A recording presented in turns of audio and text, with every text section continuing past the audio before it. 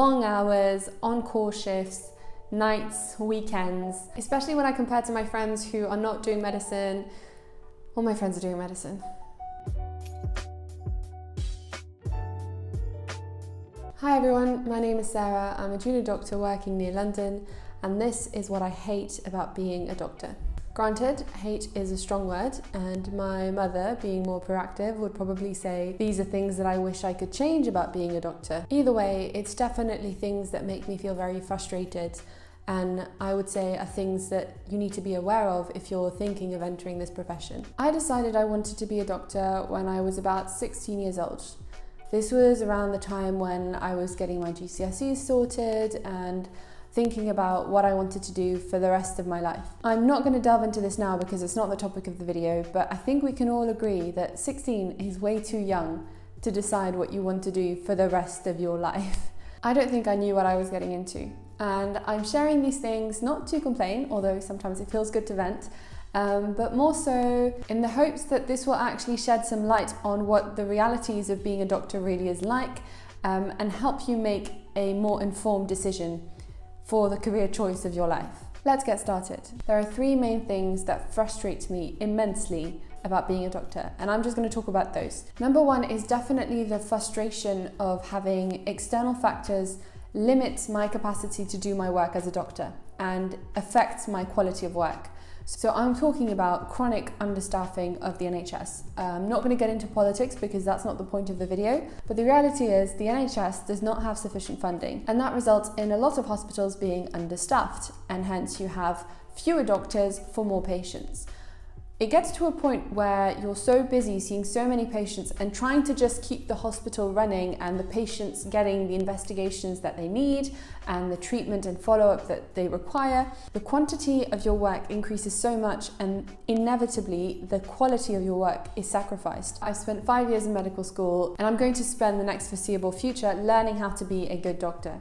Now, all this is an investment on my part, and it's frustrating to be limited by sheer lack of time because you have too many patients to see. If I'm struggling after a ward round to just get through the jobs for each patient, it's going to be really hard for me to go that extra mile, and I want to do that for my patients, and I want to take the time, but I am only human. There's only so much that I can do in a 9 or 12-hour shift if I'm trying to just get through all the patients, make sure everyone's seen and their job's sorted. I'm often left with the inevitable option of having to stay late so that I can speak to my patients, update the family, and then also do the jobs that are necessary. Which brings me on to my next point. Now, I don't know how much of this is self-inflicted. I feel like there is a general attitude of sacrifice amongst doctors. It's normal to eat your lunch sat in front of a computer writing discharge letters, or just not even take your break. It's normal to finish late for multiple days at a time.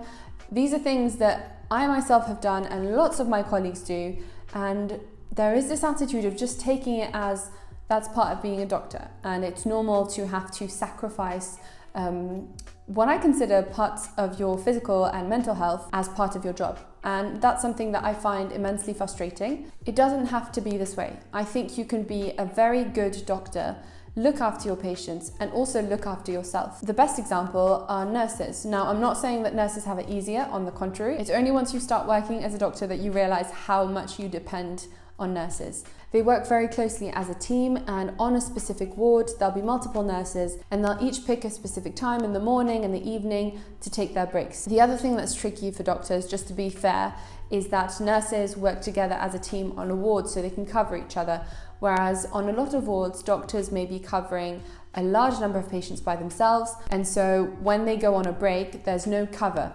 And you would think it's not the end of the world to be away for half an hour to an hour, but if there are a massive number of jobs to be done for the day, that doctor knows that if they go for their proper lunch break and the jobs aren't finished, they will probably have to stay late afterwards.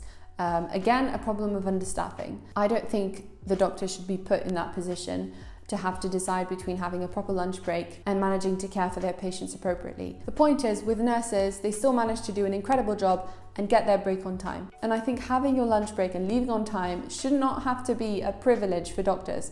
It is a right, and it's part of their duty to look after patients, to look after themselves, because if you are chronically underfed and exhausted, you are going to be a bad doctor. You're not going to be safe, you're going to miss things, and at the end of the day, it's not good for anybody. I think it's very important to shift the mental attitude from it being a privilege to it being a right that doctors need to have. Like I said, I'm guilty of this. I've fallen into the trap so many times of thinking, I have too many jobs to do, let me skip my lunch break, and that way I'll be able to leave on time at least. And oftentimes I'll end up not having my lunch break and end up leaving late as well. And at the end of the day, I've done it to myself. So because this video is proactive for my mum's sake, I'm actively trying not to victimize myself and have this attitude, and to take my breaks properly and not sit in front of a computer writing discharge letters and shoving food in my mouth at the same time. It's just sad, and it's not the way I want to live long term. And I think it's sad for any doctor to be subjected to that. So that's number 2 of what I find very frustrating. Point number 3 is the working pattern. Now, this isn't anybody's fault, it's just the reality of being a doctor. Or maybe it's not, I'll get to that in a bit, but it is very grueling for any human being to experience consistent long hours, on-call shifts, nights, weekends, especially when I compare to my friends who are not doing medicine. All my friends are doing medicine.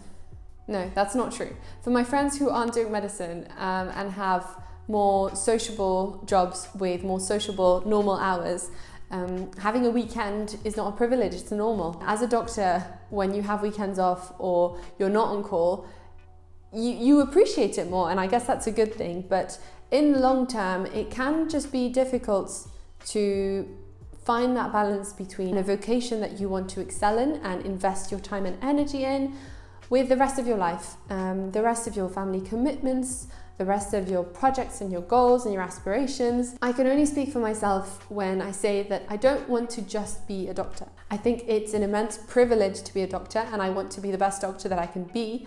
But there are also lots of other things that I want to do in my life, and that takes time, and it also demands energy. And when a lot of my time and energy is spent in long shifts, working as a doctor, day in and day out, it can be frustrating. I don't have a solution for this. I know that a lot of doctors end up deciding their specialty based on lifestyle factors and how long the training is going to be, or how much time they will have once they become a consultant, whether they will have on calls when they're 30 or 40 years old.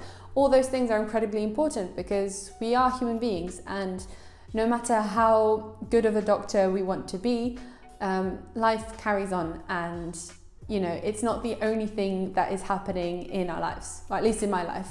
I don't want to decide the specialty that I'm going to pick for the rest of my life just based on lifestyle factors, but I know that if I want to find the balance that I want in my own life with family and with projects that I have on the side, then I have to take that into account, and that's the reality of it. I think rather than changing it, it's more something that you need to be aware of if you are considering medicine or if you are thinking about what specialty to get into. There is an alternative, which is part-time training, and this is becoming more and more popular.